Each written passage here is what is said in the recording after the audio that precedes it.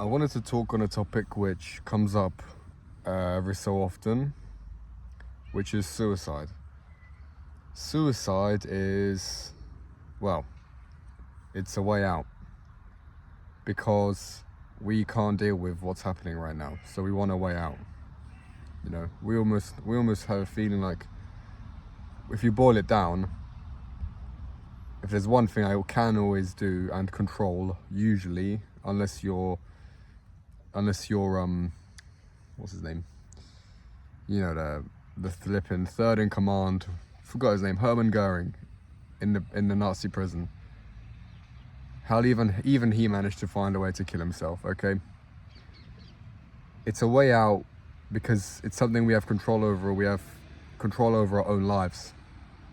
That's what we have control over. Yeah, that's clear. Because why is that clear? It's clearly because it's the last thing we grasp onto and try to take when we have nothing else. It's the final way to regain control, which means that's the first thing at the same time, but that's also the first thing we have as a starting point. Now, you could be nihilistic about life, and you could be nihilistic about life, but life, at the same time, the meaninglessness of life is also a hint of the fact that life should not be taken seriously. Life is really just a game. The things that happen to you, you can safely remain detached from. Why? Because of a fundamental fact. Here it is. A fundamental truth. You are not your thoughts. Already that one, a lot of people fall at that first hurdle. You are not what you think. You are not even what you feel yourself to be. If you touch your knee, you're not your knee, right? Why? Because you experience that touch from your hand and your knee. Same with the thought, you experience that thought. And so people call this the spirit. There's a third thing at the seat. There's the experiencer, which actually is your guarantee that life isn't that serious. Now, one of the first objections is, okay, so if it doesn't matter either way, then how come I'm just suffering and there doesn't seem to be a way out? If it's just a game and it's just thoughts and feelings and perceptions. That's actually a really good question. And the answer is, you're still in charge of your own life. Remember, that's the first thing you decide to take in suicide. Well, it's your last resort because it's the first thing. Yeah, the first thing you're in charge of. So if you have thoughts and feelings, how can I put it? If you're suffering, if you're being tortured, I actually made some notes.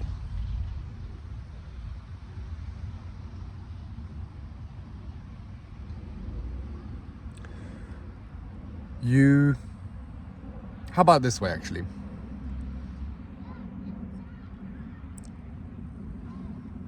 Suicide is like cashing out, and I promise this will reach back, this will loop back. Suicide is like cashing out at the bottom of a wave. Wave goes like this, bang, bang, bang. Suicide, and then let's say there's a midpoint, there's a stable point. Suicide is like cashing out here, when you're negative. Not realizing that the cash flow goes up and down, and changes and fluctuates, yeah? Yeah, there's a rhythm in life, which ties into this idea of your life being a bigger picture. You have a bigger destiny than the trial and or tribulations which you're facing at the moment. You understand what I'm saying to you? Your life is not your current challenge, but your life is characterized by that challenge. You need to try and detach from that challenge, because that challenge in of itself, terrible things happen. It's true, okay? Tragic things happen. But the reason why this tragedy is on the same coin as comedy, yeah? Why we laugh at misfortune, like a grave misfortune, the reason we laugh about it is because it really is a little bit silly. Yeah, it's a truth actually, that the most tragic things are also a little bit silly.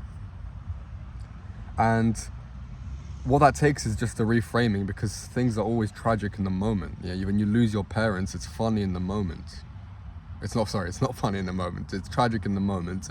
But as you get a wider picture on life, something in you kind of knows, there's a spirit in you that's like more than the emotions, it's more than the body, it's more than even your thoughts about, because people would say, how can you make fun of your parents dying? Well, in a sense though, to make an example, your parents are just people. If you really make it abstract, to boil it down, they're just people, and people get old and people kind of fade away.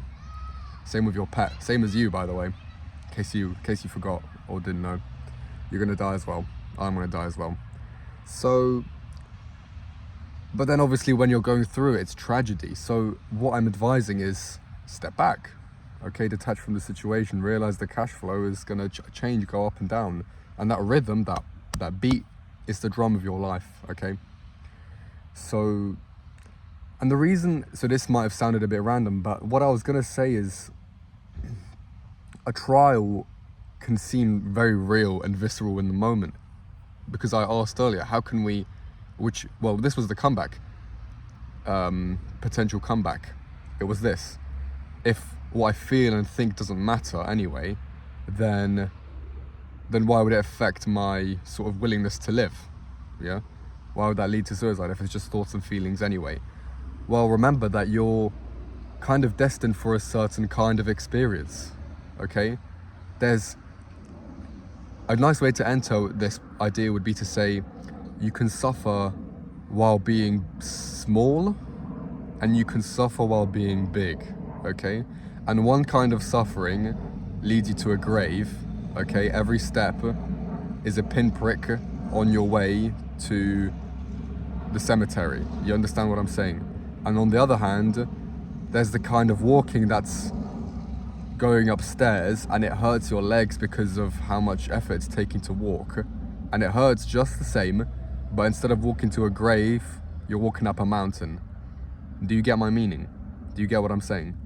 There's two, you suffer all the same, right? But there's one suffering is characterized by a descent, and the other one is characterized by an ascent. Or if you don't like that, you can just say life and death, okay?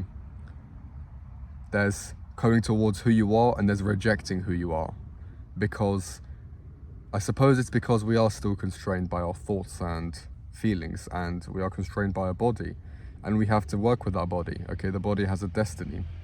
Even though our being is, you could say, infinite. Not to be too, I'm not trying to make it mystical, spiritual, but, hasn't it ever occurred to you? The things you experience are, the things you experience, okay? There's an experiencer. Say it one more time. There's an experiencer, which is you. Okay, you're looking at me on the screen right now. You can feel the weight of your own hands on your desk or wherever. Hopefully not near your groin right now. Okay, you can feel them. You can feel all of these things and see you feel them. So who is that you? Okay, that you is an infinite thing. You cannot really pin it down. You can pin it down locally because I can model you as being my viewer, or you can model yourself as being a human being or a son or a daughter or having hair. You see how I can use all kinds of words to paint that frame around your face, but it does zero justice to the fact that you are unpin downable in a way. You see, you cannot be modeled. I can describe you, the experiencer, I mean, but ultimately you kind of just experience. And what you are is, what you make yourself to be in that moment, I suppose, because there's an infinity about you, okay?